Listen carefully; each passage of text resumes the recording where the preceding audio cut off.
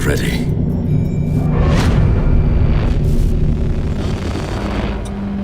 We're ready. People of Armageddon. Soldiers of the Imperial Guard. For decades, we have defended this world. Some of you were born here and know only war. Some of you have grown old upon these battlefields. Some of you were brought from off-world, shipped here to die. I thank every one of you. But look at what's become of our world. Graveyards that reach from horizon to horizon. Cities cloaked in ash and dust. All Industry in ruin. The next wave of greenskins will soon reach our world. They come in numbers the likes of which we've never seen. We're expected to die in duty. To hold the line. We cannot. There is no victory to be had here. I cannot ask you to die In the mud of a world that was lost long ago.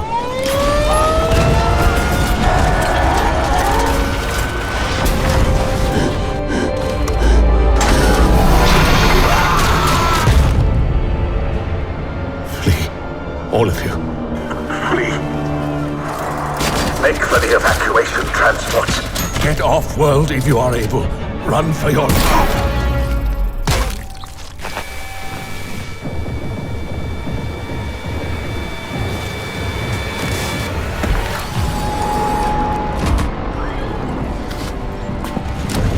There will be no evacuation.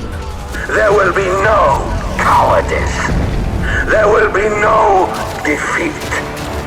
This is our city.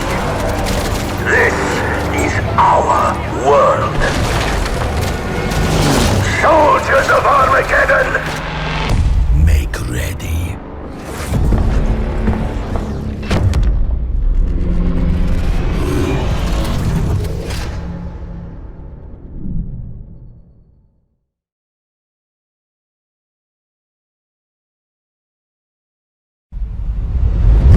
With roaring applause, the colonials of Loggerhead vowed to stand their ground. No retreat would be ordered, no quarter given, and not an inch of ground would be lost without blood being spilled. They had held this hex for 40 days and were not going into the night quietly. To the north, the collapse of Marble Hollow to 82 DK meant that an attack was imminent in the coming few days. With full mobilization in effect, Loggerhead shored up its defences and made ready for war. One of the first actions was to blow up the bridge so that wardens were incapable of crossing. From here, the colonial builders constructed additional tier 2 defences at the bridge's entrance to slow down and blunt any crossing attempts made. With this, Loggerhead had 2 layers of strategic defence.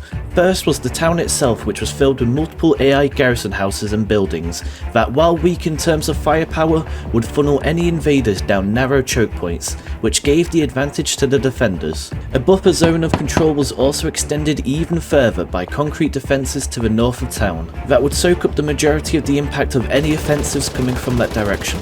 The second layer would come into effect if the town were lost and forces had to be pulled back, as to the south a behemoth concrete bastion was built at the peninsula, leading into the baths. This thing was a powerhouse in its own right, with 36 howitzers, countless anti-air emplacements and 360-degree anti-tank and anti-infantry defences. Its strategic placement also meant that attacks would yet again be funneled down a narrow corridor that would inflict heavy attrition on the wardens. On the flip side, H2DK was likewise making ready for the inevitable showdown. The logistics company led by Ivan shipped 60 freighters filled with bombs, bullets and tanks in a mass convoy from our backline regimental heartland in Clanshead Valley to Marble Hollow. Person who comes in dead last will be attached to aviation for plane recovery. No. God, that is actually so boring. That's an actual fucking punishment. No.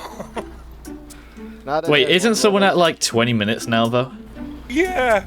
Yeah, that's probably... Well, at least we know who's getting it. Now, what the fuck is this shit? I would like to say that Timo and Spaghetti are neck and neck. There you go. No, we're not gonna be neck and neck because these fucking dildos are blocking me. Spaghetti is at 10 don't minutes, call them 25 dildos. seconds. With the logistics now complete, it was time to draw up a plan. The Legion commander for this operation was Kvass, along with Slaxin as co-Legion commander. The plan drawn up was this. First, they would shore up a solid defensive line around the staging ground of salt caps, so that the material now stored in Marble Hollow could be safely transported across the border and brought to our BB.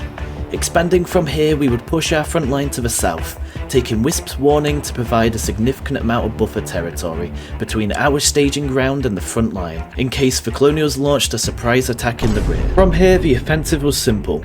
First, earlier scouting had revealed the extra defences being built at the entrance of the bridge, so Bomber Command led by Klaus would fly multiple sorties to destroy the defences and make the crossing easier. From here, the order went like this: cross the bridge, seize the town at any cost, and open a corridor for the complete and utter takeover of Drowned Vale. Yeah, I am trying. Building bridges, Ready, boys.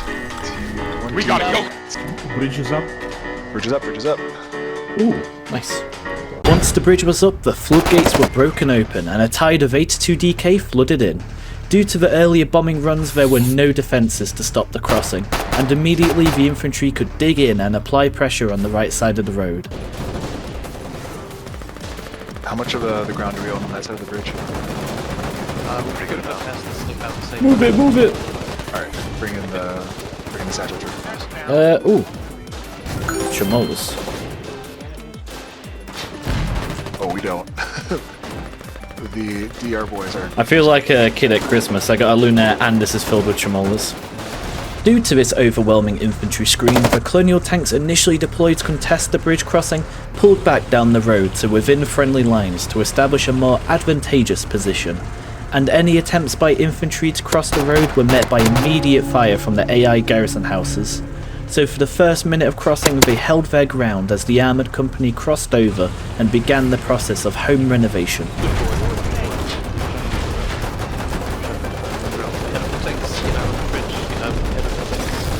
There we go. Once the second garrison house had been taken offline, a minor tank skirmish led by Corpzilla resulted in the Colonial tanks pulling back even further and giving the armoured company enough room to kill the final garrison house remaining. Thus, a beachhead had been secured, and Tempestus and Reductus consolidated their manpower to defend the perimeter of the beachhead. It was in this brief window of opportunity that elements of the Combat Engineer Company began constructing a forward BB to enable respawns on the Colonial side of the bridge.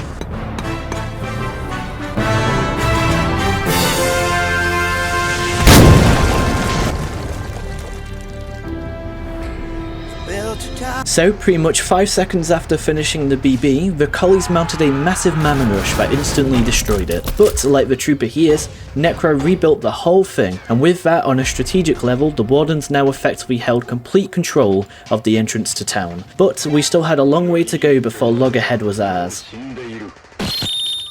One of the first directives ordered by High Command was to consolidate further and establish a presence on the eastern side of town. To do this, Scarus Company, led by Omar, was tasked to rush and hold the BB on the other side of town to stop any infantry from spawning. Left, and you see the trench cover going into BB. Here we go. 1, 2, 3. Judge.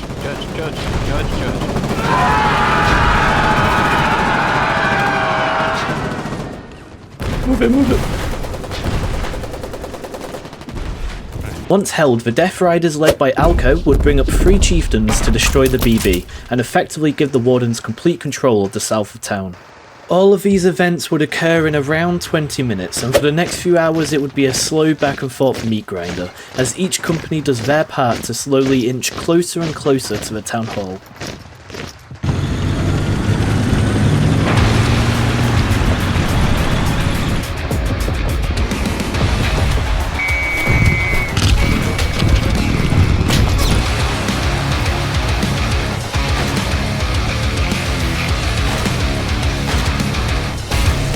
Oh my lord, I'm on fire.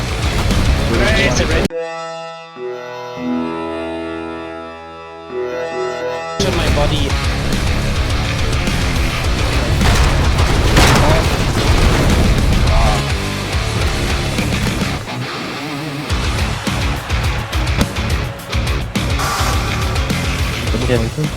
One on your rear, Kuros.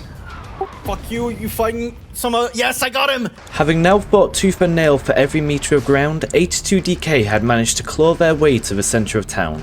On the left flank, our forces had been repulsed repeatedly by the gargantuan concrete defences that were situated just above the town. Instead of throwing themselves at this concrete meat grinder, the Death Riders focused their attention on the storage depot. If taken out, the Colonials would suffer a major logistical loss, and would begin to flip the scales in our favour. With covering fire from Tempestus and Reductus, the Death Riders moved in, and rapidly began to shell the depot. Despite suffering some losses from Colonial tanks and infantry, the Death Riders were successful, and the first major victory of the siege was achieved. On the other side of town, progress was halted on the centre and right flank. The Colonial respawn point at the town hall became an operation critical bottleneck, as the enemy could continue respawning en masse close to the front line, and blunting any H2DK advances made on that flank. Seeing this developing situation, High Command ordered the artillery company, led by Fizco, to focus all 150mm guns on the town hall. However, the Colonials were dogged in their defence, and were out repairing the damage being dealt by the artillery. So, in response, Skara's company was sent to rush the town hall to kill any and all repairers.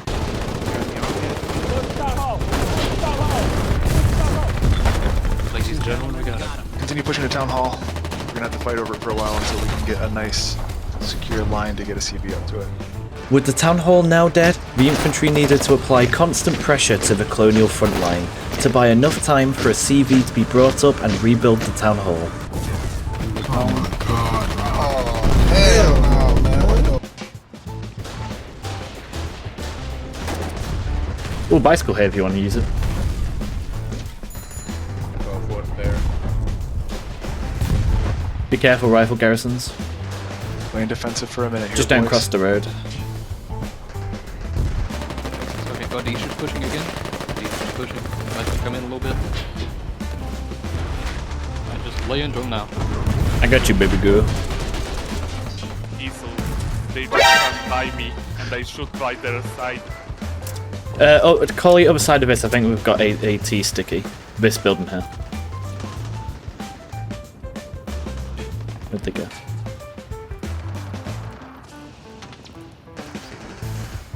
What the hell? Where'd he go? Surprise, motherfucker! Kill that pillbox. Thanks, AT, coming up on you now. We still have Body blocking. First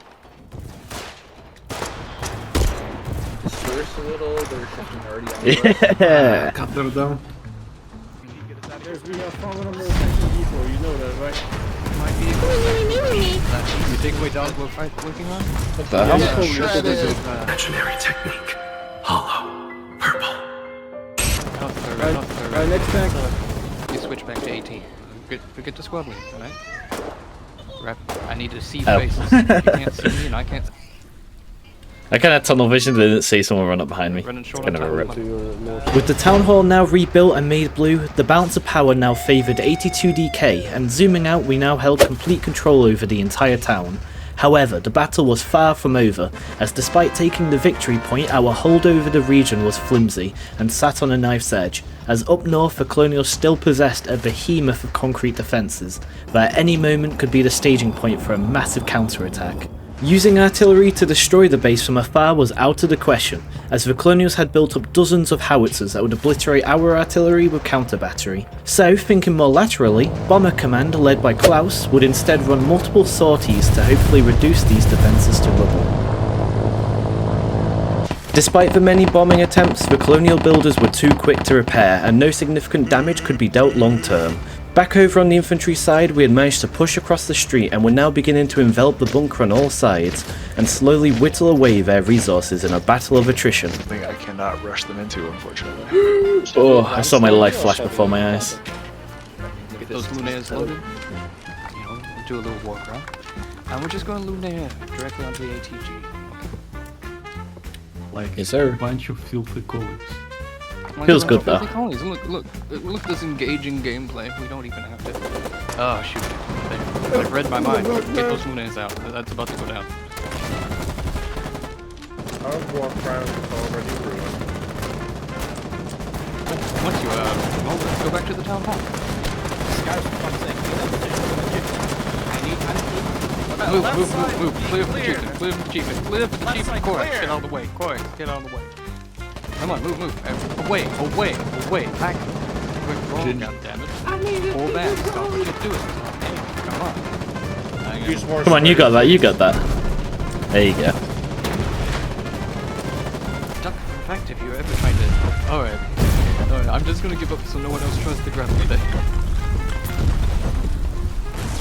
You may have to set spawns elsewhere because it's at 22%.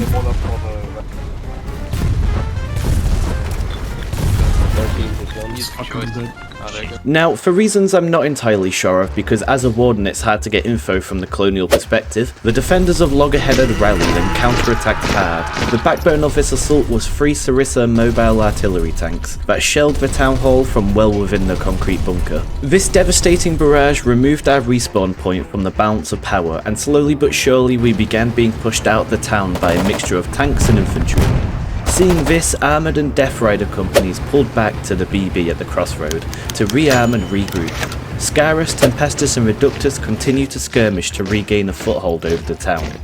This was a major setback as 4 hours of work had been undone in 30 minutes, but once nighttime was over we would launch a counterattack with renewed vigour. Also, minor interjection, there was actually another company in this whole battle called Chimera, but I genuinely completely forgot they existed as the squad lead never replied to my DM. But I was always there.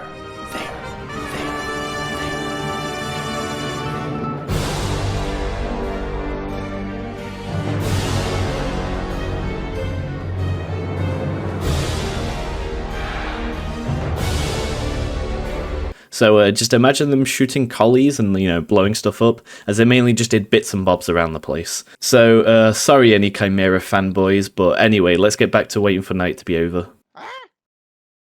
Hey guys, there's a big tank battle. I'm gonna be honest, I think there are too many tanks in the kitchen right now. Yeah, over on the eastern side. Big tank battle in the field. As we were waiting, for the first time in this siege, a big tank battle was going down in the field. Before this, there was never really enough space to do any grand engagements, but with the momentum shifted, the armoured company really had its moment to shine. Exact losses are unknown to me, but both sides surely took a beating. It was around this time that a super heavy tank had arrived to the siege, and since it was someone's hard work to build, I won't judge or comment on its effectiveness, but all I'm gonna say is look how much space it takes up in the town, and you be the judge of its usage. Anyway, now that it was daytime, H2DK was ready to retake the town hall, but it would be impossible until the 3 Sarissa artillery were taken out. So yet again, Bomber Command was ordered to change its target and reduce those artillery pieces to dust. Let's go, get in my way. Rough go, yippee-ki-yay. Bombs away. Blowing up the White House on the left. Shining it right now. Shimmy, shimmy, y'all. Put me in a box in the Hall of Fame. Don't do it to me. I beg you. No. Bombs away. Blowing up the White House on the left. Shining it right now. Shimmy, shimmy, y'all. Put me in a box in the Hall of Fame.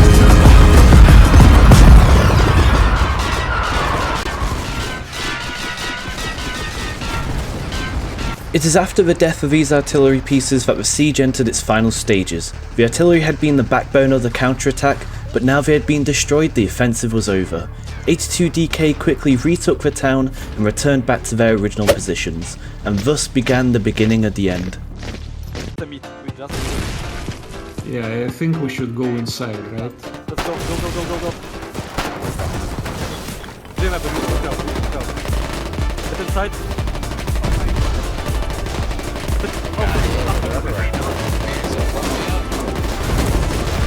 Oh, it's not placed, you need to drop it.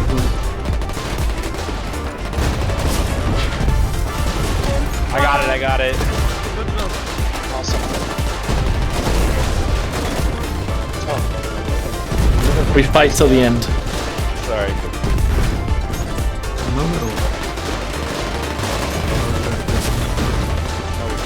Oh, we got one. Ooh!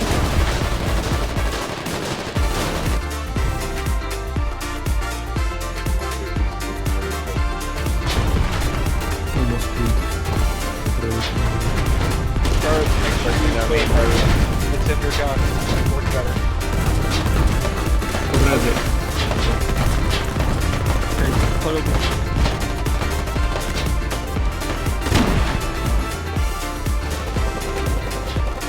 Just tell me what the place where on what.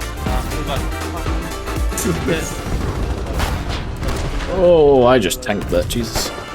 Don't revive her, don't revive her. Yeah, we are just asking to get shot in the face. Collapse, comms, collapse. Speed for now, hold the line, Watch out, you got a collie up on the rocks. Oh, hello, tanks. Stick is on the fence.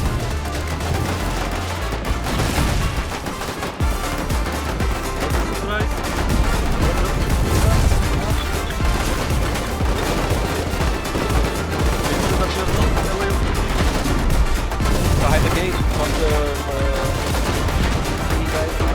I know a lot happened there, so let's focus on the important parts. First of all, seeing the end was near, the Colonials threw every tank they had down the centre road, in the hopes to rush the town hall and destroy it in place of their artillery. They suffered heavy losses in the attempt, as it was a desperate gambit at best. I predict at least a dozen tanks died in the rush. And over in the west, things weren't looking any better for them.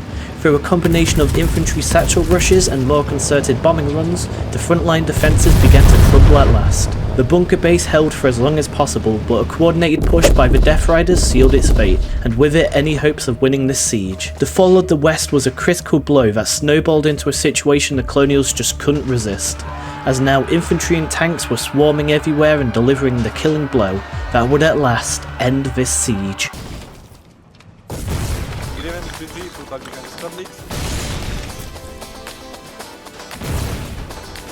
Hold here. Move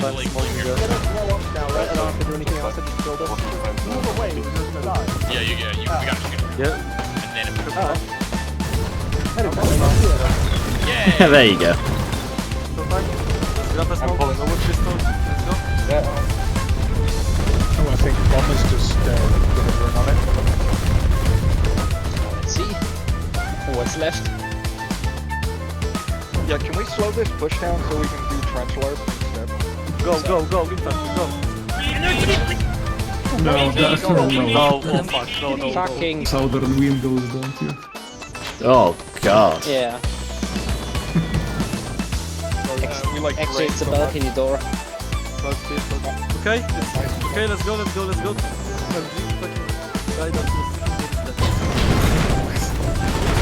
I'm not like Oh, what the? L plus ratio. You guys are fucking retarded. Dude, this place is like a maze. There's so many tunnels. Just let me kind of watch them. BT north, on the road.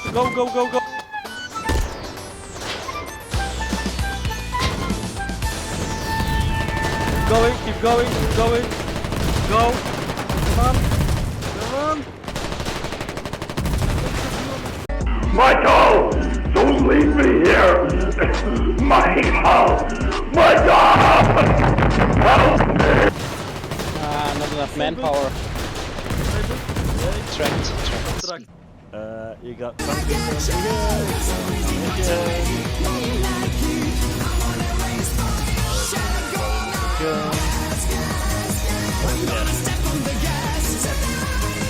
Both at once.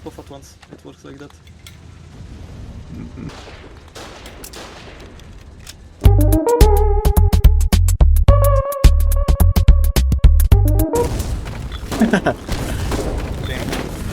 Yes? Couldn't wait 2 seconds. No. Because now It was of strategic importance. now you can go back for another one. But wait, you were the only one that died. Where are you shooting someone? Dude, let's kill the horse. Actually, go back for the Havoc with uncles, please. That's one way to ask. No way, are we actually at the bridge? Yeah, it's 2 o'clock in the morning. But this was a good op. Yeah, man. Yeah, Like I said, I'm actually glad they put up a fight. Instead of having stalemates for like 5 hours. It was actually a good op, man, to be fair. Yeah, I'm also gonna go tonight. GG guys. And that was it, the siege was over. Over the course of 7 hours we had brutally fought for every inch of ground that we took, and honestly I have huge respect for the colonials that fought at Loggerhead, as I truly believe it may have been one of the last great displays of colonial skill as the war was quickly coming to an end. They had held their ground and swung back many times over those 7 hours. I mean hell, they held us back for 7 bloody hours. So to those colonials who fought at Loggerhead, thank you and GG, it was a great fight. Using stockpile data, 82DK lost at minimum 9 widows, 12 silver hands, 1 mortar light tank, 25 chieftains, and finally 8 outlaws. And estimations of losses from personal footage shows at least 5 dead firebrands and at least 4 dead flood juggernauts. And that's not even factoring in any of the randoms that showed up with their own tanks, such as the super heavy tank. So total confirmed vehicle losses this siege was 64, and I personally estimate that number to be actually around 80.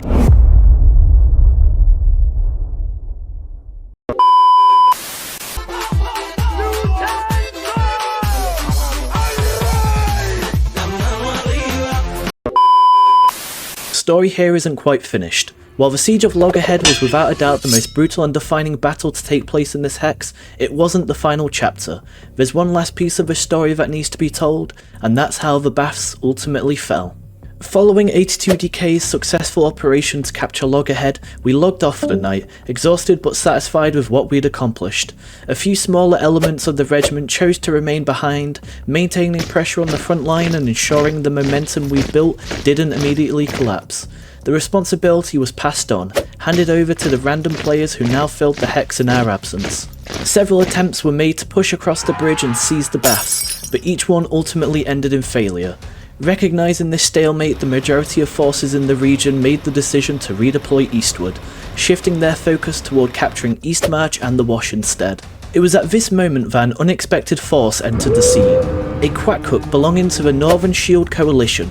This coalition consisted of 4 regiments. Geese and Ducks formed its logistical backbone, focusing on public logistics and facility support, led by Purge the Heretics and Equine respectively, providing the coalition striking power with the 7th Siege Battalion and CTG. The 7th specialised in naval operations, while CTG brought heavy artillery and close air support. These regiments were led by Burr and Whiskey 1, himself a survivor of the Jade Cove incident from War 19. Now positioned in the region, representatives of the Quackhook moved to the front lines, spreading the word and rallying anyone they could find. Their message was simple: redeploy to the ship, gear up and prepare for an assault on the Baths. What had been a scattered and unfocused front was quickly beginning to organise around a single unified objective. The ship was heavily armed, packed with bombs and weapons of every calibre, more than capable of unleashing devastating firepower once properly crewed. Its only real limitation was manpower, but that problem didn't last long, as soldiers began pulling back from the front lines and redeploying in growing numbers, eager to take part in what was shaping up to be a decisive push. Once the final call was made, the Quackhook raised anchor and began its voyage south, escorted by the 7th Regiment's frigate. Okay, everyone on. Okay, everyone get in, everyone on, get in. Come on. The bitch. Ready for damage control if there is a bomber. Others to the front. Get on. Everyone get on. You two, get on. Yep. 1 or 2 people that were missed. Just continue. Everyone on board. The Baths, like Loggerhead, was heavily fortified, with vast defensive networks covering the region. Separating the island in two was a massive wall named the Bulwark. South of it, the entire coastline was lined with concrete garrisons, forming what had until that moment been an unbroken wall of defiance for nearly 40 days.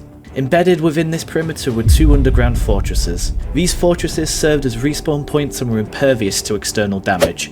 They could only be destroyed by placing explosives inside, making them critical strategic objectives that had to be captured at any cost. Now, north of the Bulwark, defences relied less on concrete due to limited space, instead consisting primarily of AI-controlled garrison houses.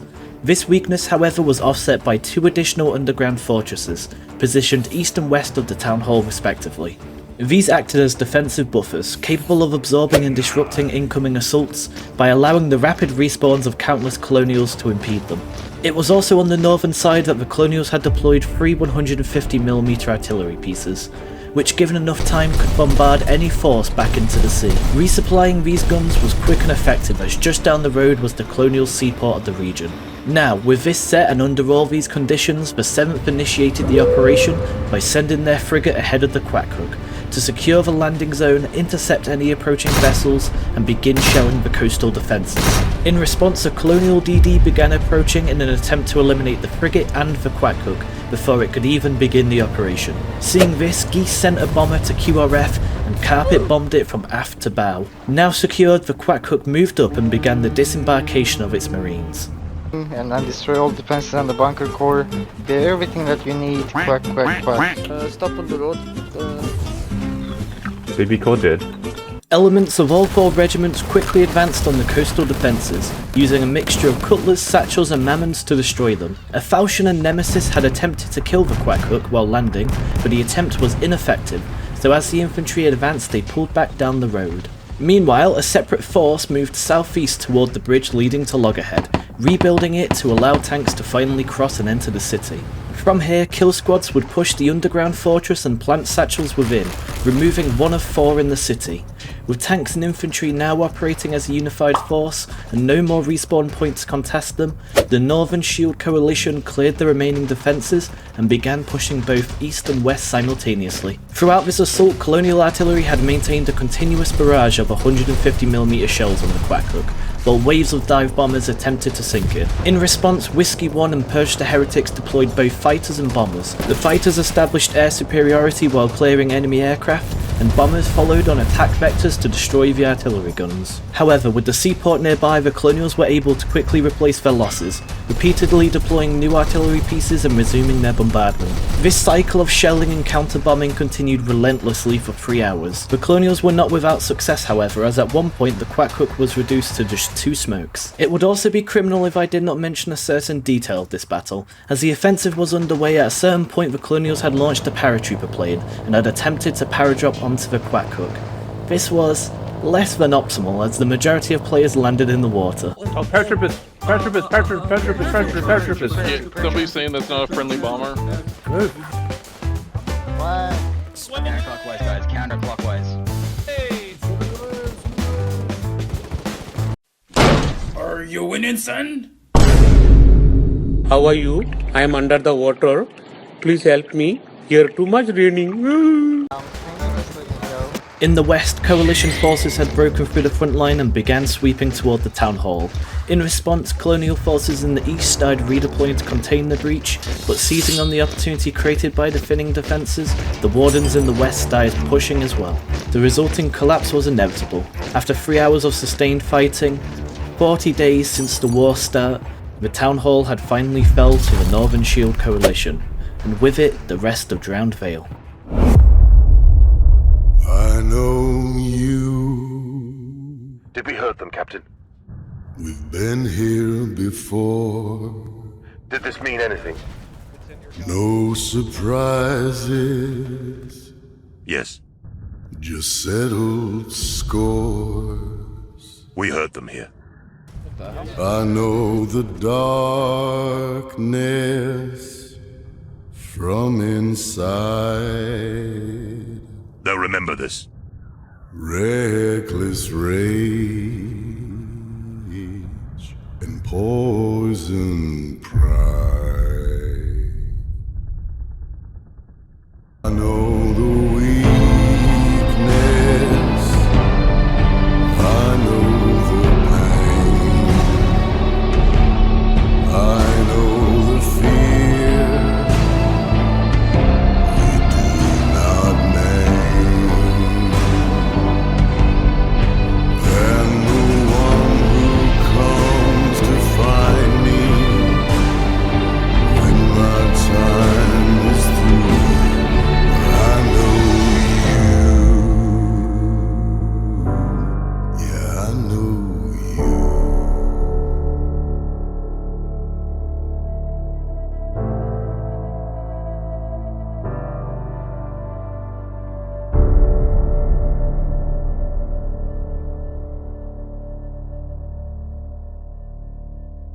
Finally blasting what little remained of its great stone flower into flame and shards of granite.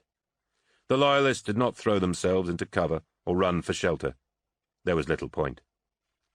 The War Master was bombarding the city, and he was thorough. He would not let them slip away a second time. Towers of flame bloomed all across the palace, closing in on them with fiery inevitability. The battle for the Coral City was over.